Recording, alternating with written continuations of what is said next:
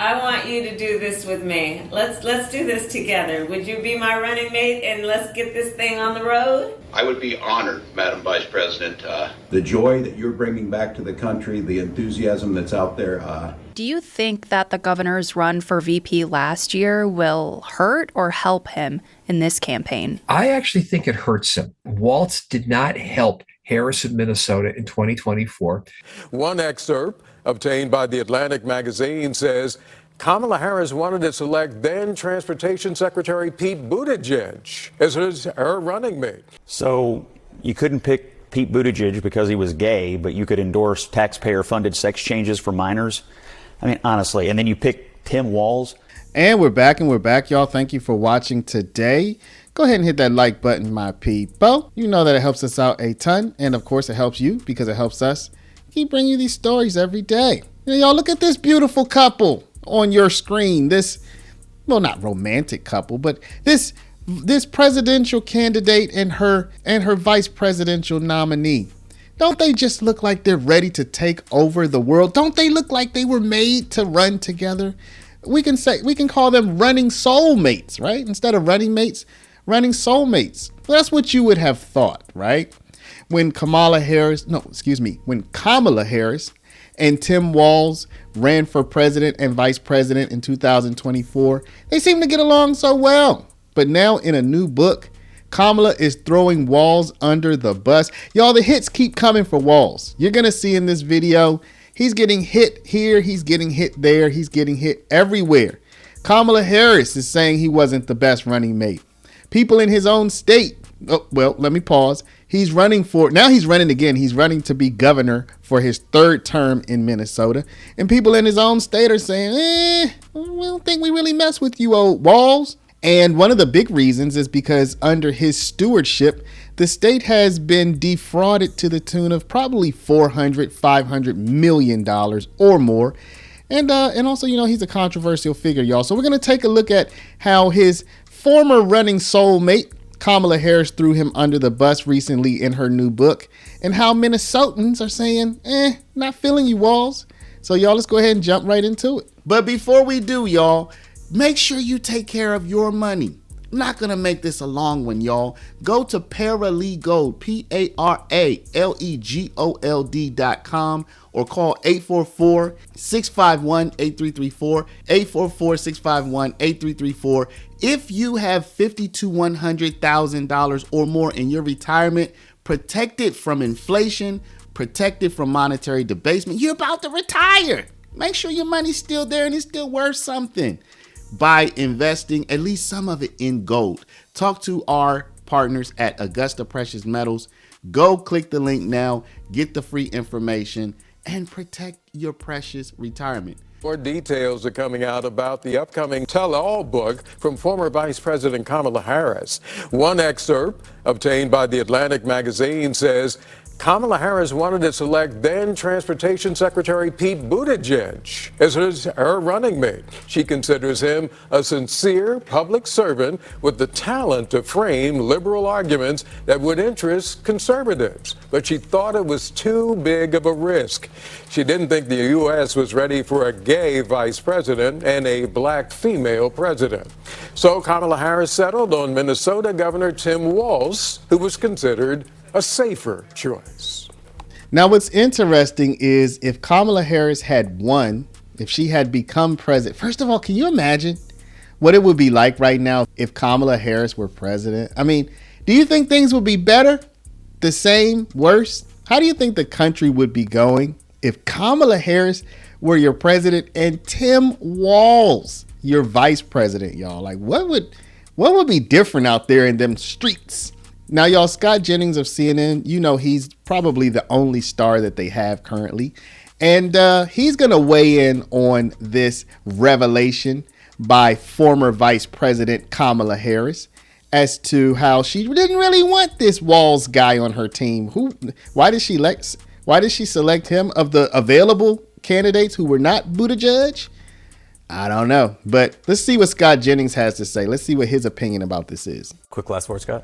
So you couldn't pick Pete Buttigieg because he was gay, but you could endorse taxpayer-funded sex changes for minors? I mean, honestly. And then you pick Tim Walz, there is not a single political operative alive who believes that Tim Walz was a good choice or helped the ticket. Pete Buttigieg would have been a far superior choice. And the idea that you're going to go blame it on that now shows just how unfit she was for the presidency in the first place. All right, Scott. So Tim Walz kind of finds him, he's like, what am I going to do? You know, couldn't become vice president. Guess I'll run for governor again, y'all. So we're going to see if Minnesota wants to stick with the Walz. But from recent reports, it looks like he's facing an uphill battle. One expert is even going to say the fact that he ran for vice president, first of all, he wasn't very effective at delivering votes. I think we can all deduce that because they lost. Governor Walz officially launched his reelection campaign, announcing he is running for a third term. Raya Katene joins us from the newsroom with why some experts say this could be a tough challenge for Walz. Raya? Julie, Walz could make history if he is elected as the state's first governor to serve 3 consecutive terms. But a political science professor I spoke to says the governor has some hurdles to overcome, including reaching voters who've been critical of his response to the pandemic and addressing the fraud in some state-run programs. Because I've seen what we can do when we work together. Focusing on programs like paid family leave and the child tax credit. Cutting taxes for the middle class. In his re-election campaign video, Governor Tim Walz says he's made historic progress in Minnesota, and he's not done. This is a potentially uphill battle for Governor Walz. But David Schultz, a Hamline University political science and legal studies professor, says Walz faces tough challenges ahead. And there's nothing like it. The public sector unions in Minnesota are not very excited by the governor. He's actually kind of alienated him. The progressive wing of the Democratic Party seems to be disaffected from him. So the question becomes, can he knit together this coalition that he was successful in knitting together twice before to run? But the fact that he ran for vice president might even hurt his chances at being reelected as governor. Y'all, I guess it all depends on which side you're on, but Tim Walz, whenever I see him on X, it's almost always people making fun of him. I think it's funny because Tim Walz takes himself seriously, but it seems like so many other people treat him like a joke, y'all. It's kind of sad. Do you think that the governor's run for VP last year will hurt or help him in this campaign? I actually think it hurts him. Walz did not help Harris in Minnesota in 2024, and 2 of them together only won 9 counties. Recent polling from the Star Tribune and Hubbard School of Journalism and Mass Communication shows Walz's approval rating slipping below 50%. Republican strategist Brian McLong says the governor's national exposure was a double-edged sword. He has that extended base of support and fundraising that he can tap into, but it also exposed some of his shortcomings. But Mike Erlandson, former chair of the DFL, says Walz's run for vice president helped him reach more people. That really expanded his ability to reach not just here in Minnesota, but across the country to engage support. 2026 will come down to really the question of mobilizing your bases. Schultz says as Walz faces criticism over uncovered fraud in state programs, the economy, education, and public safety will be decisive issues as Minnesotans head to the polls next year. Now, 3 Republicans have announced their run for governor: State Representative Kristen Robbins, Kendall Qualls, and Dr. Scott Jensen. But Schultz says not having a clear Republican front runner does give Walz a boost for now. Julie? All right. And definitely not helping Walz is the fact that he's overseen so much fraud in his state, y'all. And I mean, Minnesota, when it makes news, it's like a mass shooting. They've had a number of mass shootings in the past several weeks. They've had a number of multi-$100-million frauds under Tim Walz's watch. And it just seems like when Minnesota makes news now, it's one of those crazy situations.